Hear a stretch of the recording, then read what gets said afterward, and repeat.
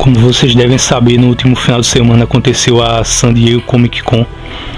Então, aproveitando que eu já ia fazer um vídeo, que é o número 2 de notícias comentadas, eu vou fazer esse vídeo agora, tendo a Comic Con como tema principal, já que a maioria das notícias que surgiram nesses últimos dias foram justamente as que foram divulgadas no evento, então não tem como escapar. Uma coisa que eu quero deixar em primeiro lugar é que nem todas as notícias vão ser relevantes. Algumas coisas que eu vou comentar vão ser só algumas bobagens, e outras notícias vão ser relevantes. Vou falar de trailer ou de alguma mudança numa revista que acontecer, um evento novo ou algo desse tipo. Então, sem muita enrolação, até porque o vídeo vai ficar longo, eu vou tentar ser breve nos comentários, mas ele vai acabar sendo longo do mesmo jeito. Então vamos começar logo. A primeira notícia que eu vou comentar aqui é que o artista Mark Silvestre, ele vai escrever e desenhar uma revista chamada Batman Joker Deadly Duo, que é uma história em que o Batman e o Coringa vão trabalhar juntos. Não sei com que propósito especificamente, mas a trama gira em torno de uma ideia que o Coringa teve para fazer com que o Batman seja forçado a ajudar ele. Ele sequestra o comissário Gordon e obriga o Batman a cooperar com ele, porque no caso o Coringa está sendo perseguido por um personagem que vai ser um vilão novo, criado exclusivamente para esse arco de história, como acabou explicando o próprio Silvestre. Essa história, na minha opinião, é lógico que eu não conheço ela, mas ela é feita em cima daquele tipo de eventismo que geralmente os roteiristas fazem hoje em dia, que é pegar uma coisa que o leitor não imagina que vai acontecer e colocar numa história para gerar aquele efeito de surpresa, dos leitores dizerem: o Coringa está trabalhando junto com o Batman, minha nossa, que coisa impressionante. Mas na verdade essa é uma ideia fraca. Eu acho que até o motivo pelo qual o Batman está trabalhando com o Coringa é completamente idiota, porque o Coringa sequestra o comissário Gordon, que é algo que vários personagens que são inimigos do Batman já fizeram, e ele acabou resolvendo o problema. O Batman não consegue, ele não consegue resolver, mesmo sendo um detetive nato. Ele não é capaz de resolver o problema e acaba sendo forçado pelo Coringa a fazer algo que ele não quer, o que é uma ideia idiota, é uma premissa fraca, na minha opinião. Mas como no geral os quadrinhos hoje em dia vivem de premissas bem fracas e mal fundamentadas, isso também não chega a ser surpresa nenhuma. A próxima notícia é sobre o retorno do escritor Grant Morrison à DC. Ele vai escrever um título Lanterna Verde, que vai ter desenhos do Liam Sharp. E a ideia do Grant Morrison para essa série é que, ao invés de fazer eventos grandes, épicos e sempre enfrentando inimigos cósmicos e coisas do tipo, ele vai focar mais na parte de ele ser uma espécie de policial do setor em que ele atua, e fazer uma história, como diz ele, voltada para um drama policial, contando mais sobre o dia a dia do trabalho dele como Lanterna Verde. O Grant Morrison, há um tempo atrás, ele saiu da DC. Ele sempre ficava alternando entre ir para Marvel e para DC quando ele estava descontente com uma ou outra editora. Mas há um tempo atrás ele saiu da DC e foi para a editora da revista Heavy Metal, trabalha como editor da própria revista. E quando isso aconteceu eu pensei, isso é muito bom, é positivo no caso, porque o Grant Morrison, os roteiros dele já não vinham rendendo grandes histórias, ele estava mais atrapalhando do que ajudando dentro da DC. E quando ele passou a ser editor da Heavy Metal eu pensei, isso é bom porque além dele fazer algo diferente, vai dar a chance de surgir outros roteiristas para ocupar o lugar dele. Então eu não vejo esse retorno do Grant Morrison à editora com bons olhos. Ele já não vem escrevendo umas histórias muito coerentes, e também ele força a barra muito. Ele meio que fez aquela escola de roteiro no estilo do Mark Millar, que ele acabou assimilando o estilo do Grant Morrison. No caso, ele influenciou muito o Mark Millar, em que ele fica forçando muito, criando soluções tipo Deus Ex Machina, criando histórias com soluções fáceis e anticlimáticas também. Quando não, ele faz uso daquele tal estilo Morrison dele, de roteirizar, em que você acaba não entendendo nada. As histórias são confusas e todas embaralhadas, indo e voltando no tempo, fazendo flashbacks e avanços e retrocessos no tempo da história, e fica tudo muito esquisito. Então, no mais, o que só tá acontecendo é que esse roteirista tá voltando pra DC pra fazer algo que eu suponho ele já vinha fazendo, não é nada de novo, e isso não representa nenhuma mudança positiva necessariamente. Também tivemos a notícia de que Neil Gaiman e Mark Buckingham vão voltar a trabalhar no personagem Miracle Man. Eles já chegaram a trabalhar juntos durante a década de 90, e no começo de 2019 eles vão voltar a produzir novas histórias com o personagem. Eu confesso a vocês que não sei o que esperar disso, porque o Neil Gaiman, ele é um bom roteirista, mas ele não funciona tão bem assim com super-heróis. Eu não li o primeiro arco de histórias dele da década de 90 e não sei o que é que ele fez ou como ele vai dar continuidade às histórias, mas no caso é aguardar para ver o que é que vai acontecer, se vão surgir boas histórias com isso e se ele realmente vai fazer algo de relevante. Por enquanto, o que a gente tem de ideia é que o Neil Gaiman achou interessante porque a Marvel tirou várias ideias que impediam ele de escrever mais livremente o personagem, e que até agora não se divulgou nada sobre história, sobre o que ele vai fazer, de onde ele vai partir do ponto que ele parou, mas no geral é aguardar. Outra notícia é que o escritor Scott Snyder, trabalhando com o desenhista Jorge Jimenez no título da Liga da Justiça, eles estão fazendo uma história que vai contar um pouco da infância do Coringa, contando o que influenciou ele desde pequeno, no período em que ele foi o Capuz Vermelho, a carreira dele como comediante, e também mostrando um pouco da infância e dos traumas que ele teve. Vocês podem perceber que essa história tem muita influência da piada mortal de Alan Moore, o que acaba justificando um tanto o comentário do próprio autor de que muitos escritores dentro da DC e Marvel ficam recalchutando ideias dele. E eu não acho interessante essa história de contar sobre a infância do Coringa. Esse é mais um daqueles sintomas de que o escritor tá sem ideia, que ele não tem o que pensar ou inventar sobre o personagem e acaba chafurdando no passado dele para tentar escavar algo interessante que ele possa ser usado. E no geral eles acabam criando essas coisas de retcon, o que eu não acho uma boa ideia. Mas no geral esse é só um detalhe pequeno. Esse tipo de coisa é feito o tempo inteiro dentro do mercado de quadrinhos e é só mais uma notícia que não chega a ter relevância. E falando em notícias que não tem um mínimo de relevância, lá vai a pior de todas elas. O escritor Tom King, durante um painel da San Diego Comic Con, revelou que o Batman vai voltar a usar cueca por cima do uniforme, como ele fazia até o período do arco Silêncio. Segundo o próprio escritor, o motivo pelo qual o Batman vai voltar a usar o antigo uniforme é porque ele não quer mais associar a aparência recente dele à personagem da Mulher Gato, por causa de um certo evento que aconteceu relacionado ao casamento do personagem. Então Batman resolveu voltar com o visual antigo.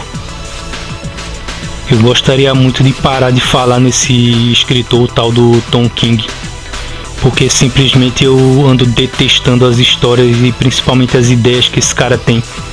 Eu acho que pouca gente percebeu até hoje, mas esse cara é uma completa besta quadrada. Ele é um dos piores escritores que eu já vi dessa geração mais nova. Pelo menos para escrever super-heróis ele consegue errar muito mais do que escreve quadrinhos autorais. E essa ideia dele é uma das ideias mais imbecis que eu já vi. Eu acho que ele vem sendo o principal promotor de ideias erradas em relação aos personagens de quadrinhos. Você vê que tudo dele o personagem está fragilizado, ele está abalado emocionalmente, ele precisa de ajuda psicológica.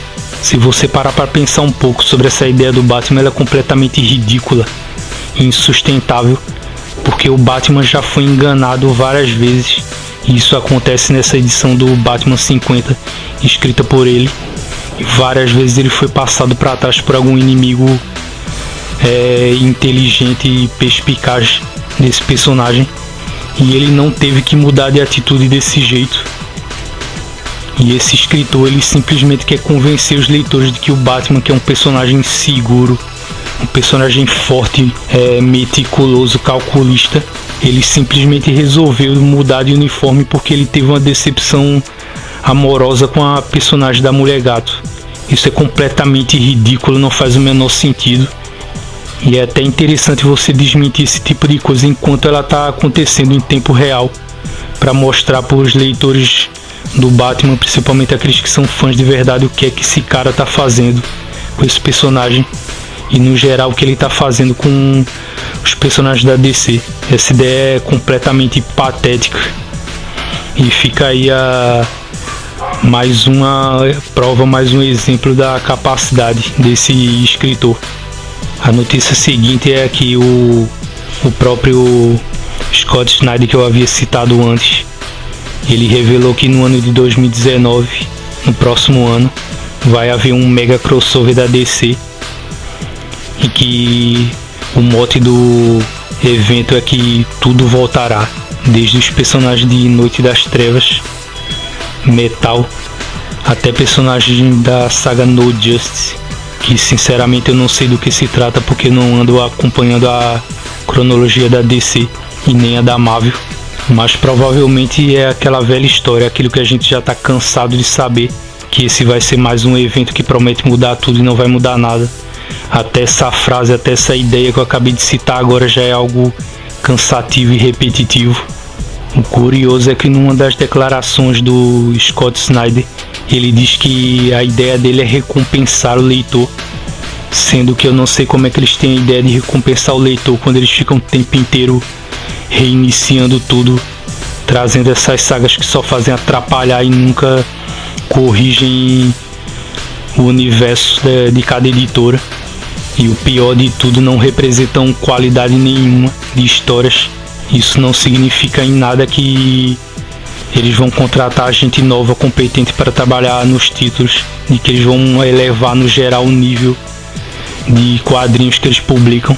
Então por que esse cara acha que os leitores têm que ficar empolgados com isso?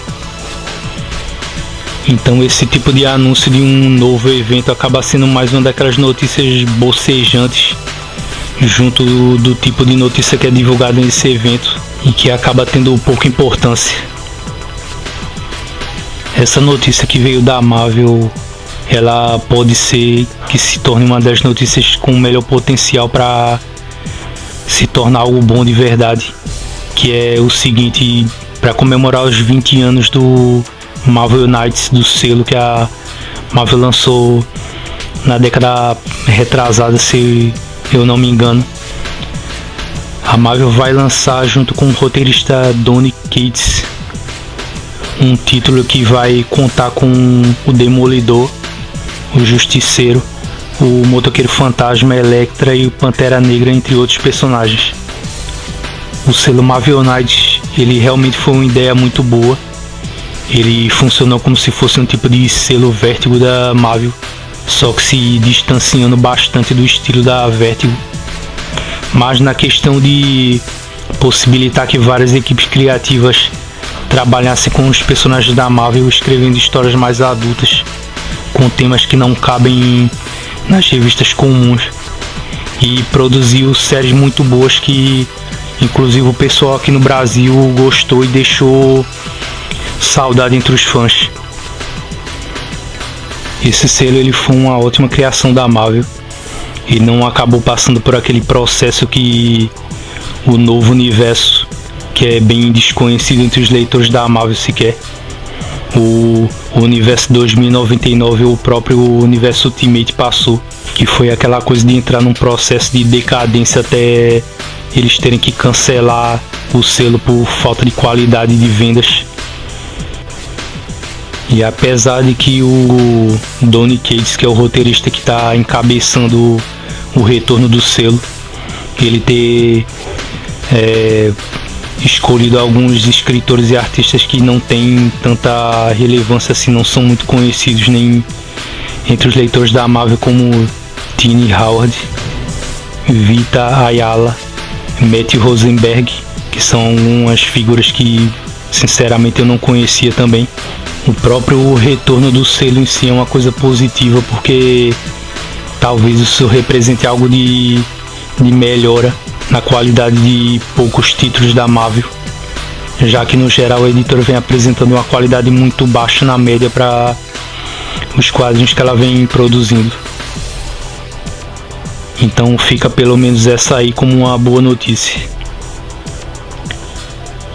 E essa notícia aqui infelizmente também vai tratar de novo sobre o Tom King, que aconteceu o seguinte: fizeram um painel relativo ao tal santuário, que é a tal clínica de tratamento para personagens com superpoderes, que vai ser feita pelo escritor dentro da série Heroes in Crisis.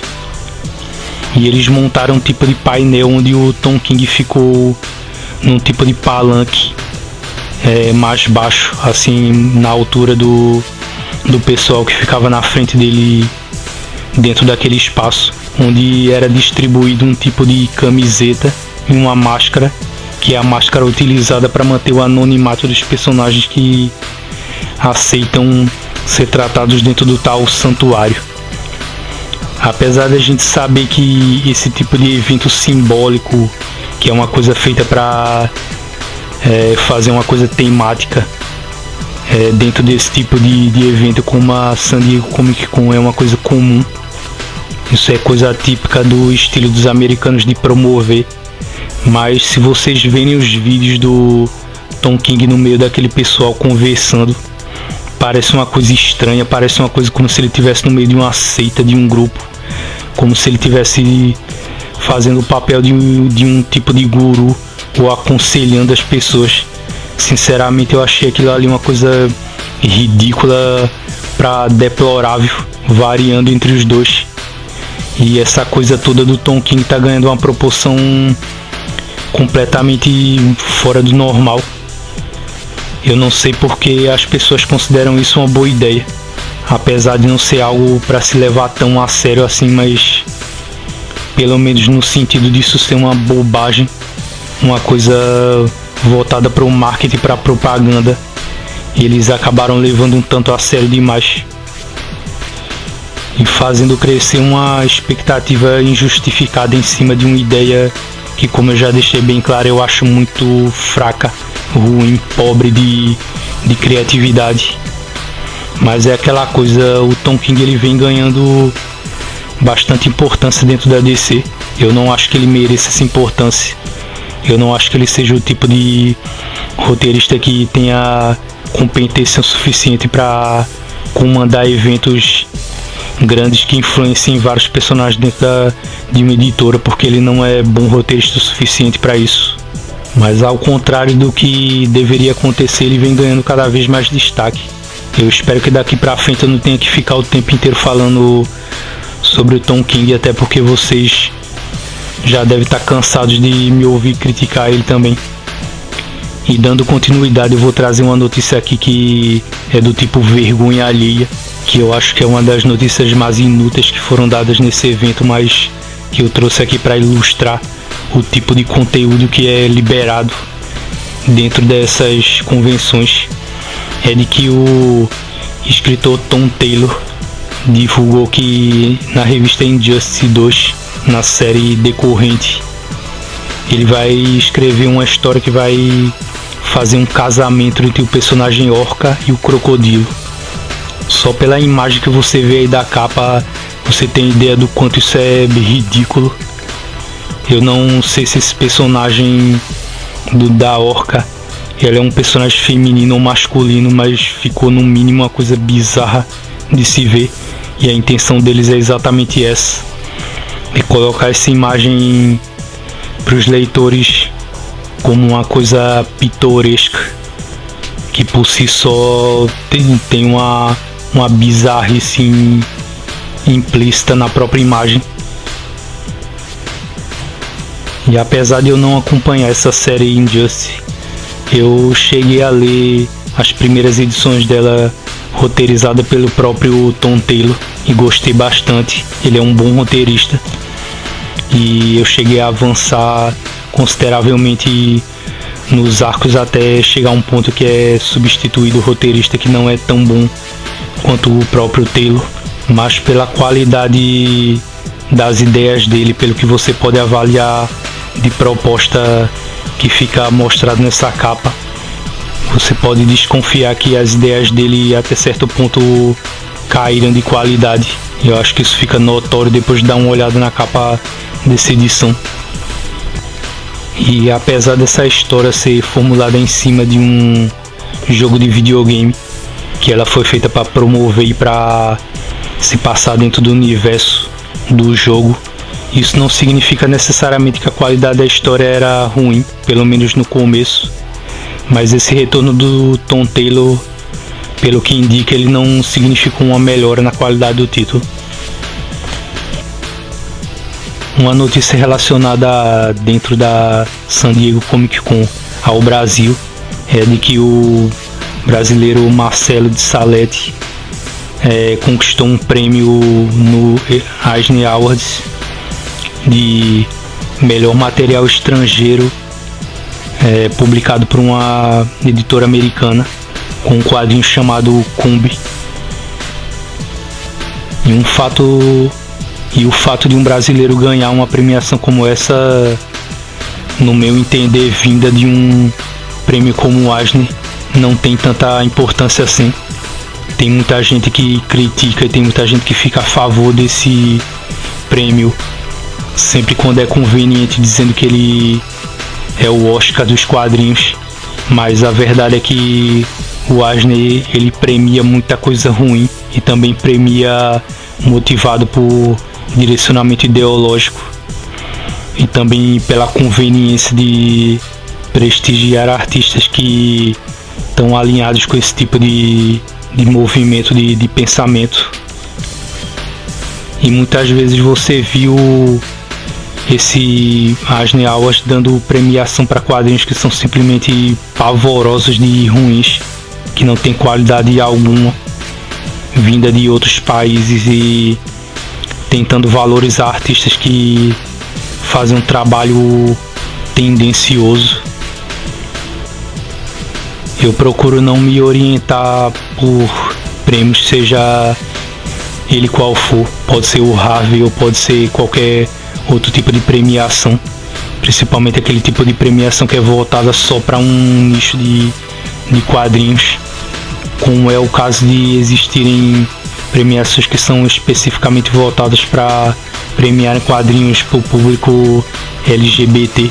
Eu não acho que isso seja certo, porque os quadrinhos devem ser avaliados no total como se fossem todos eles iguais, como se não importasse de verdade de onde o quadrinho venha, mas ele ser avaliado pela qualidade dele e não ficar sendo separado por categorias que não pertençam ao próprio quadrinho. E por isso mesmo eu costumo não levar em consideração essas listas de premiações do Eisner. E a última notícia que eu vou comentar aqui é sobre a liberação do trailer do filme do Shazam, que pouca gente sabe, mas é um personagem bastante antigo também, ele já tem 75 anos de história, então ele se aproxima de alguns personagens mais velhos da DC. E o trailer causou um certo impacto. Teve muita gente que detestou por causa do tom humorístico do trailer. Teve gente que gostou e entendeu. Eu acho que o filme tem potencial para ser um filme interessante. Nada demais, mas ele pode acabar vir surpreendendo, por ele ter um tom mais engraçado. Mas isso é totalmente condizente com a biografia do personagem, porque se trata de um personagem que é infanto-juvenil, que é o Billy Batson. Não teria de outra forma como fazer uma história sombria ou algo do tipo com um personagem que está cercado de outros garotos da idade dele. E o Shazam, a essência do personagem é essa.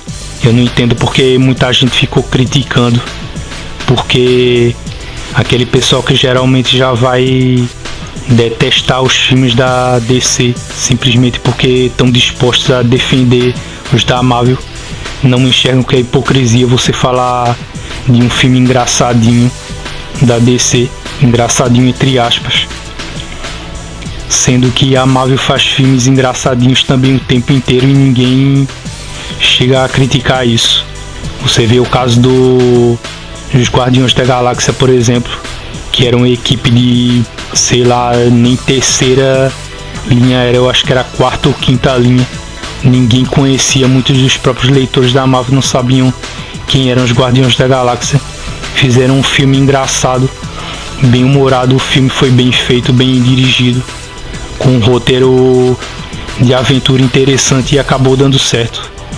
E de entrada só porque fizeram um filme com uma temática mais solta, mais leve, mais engraçada pro Shazam, que isso casa perfeitamente com a origem, com a história do personagem. Inclusive dá pra perceber muito que a história foi baseada naquele arco do Geoff Johns e do Gary Frank, que eles usaram muitas das ideias, e eu acho que eles vão usar o tema do orfanato onde ele fica para contar isso no filme. Isso é totalmente condizente com a história do personagem, então eu não entendo essa raiva toda, esse rage que muitos dos leitores que viram o trailer acabaram colocando em cima do teaser que foi liberado. Pra mim isso parece mais aquela tendência, aquela babaquice dos fãs da Marvel de ficar o tempo inteiro atacando o que vem da DC, da Warner, simplesmente porque é da DC e não porque isso tem alguma lógica, alguma coerência. E vamos esperar de verdade para ver o que é que eles vão liberar, se eles vão contar mais da história. O trailer não expõe de verdade quem é o vilão, apesar do Dr. Sylvano aparecer, se é que aquele personagem é realmente o Dr. Sylvano, um personagem calvo que aparece aparando um soco do personagem no trailer. Mas por enquanto, pelo que foi divulgado de informação, não dá pra saber muita coisa da história. E no geral é não ficar tentando julgar o filme pelo que a gente não sabe. O filme vai sair em abril de 2019 nos cinemas e ele pode acabar dando um ar diferente daqui pra frente pros filmes da DC, dar uma variada, já que muitos deles realmente estavam sempre sendo feitos para ser sombrios e mais sérios, e é bom que a DC dê uma variada. E por enquanto é isso que a gente sabe, e vamos aguardar para ver se o filme vai ser bom mesmo. Bem, essas foram as notícias que eu recolhi, que eu achei interessante, independente da relevância delas, para trazer para esse segundo vídeo sobre notícias comentadas. Eu agradeço a quem viu o vídeo até agora, muito obrigado e até a próxima.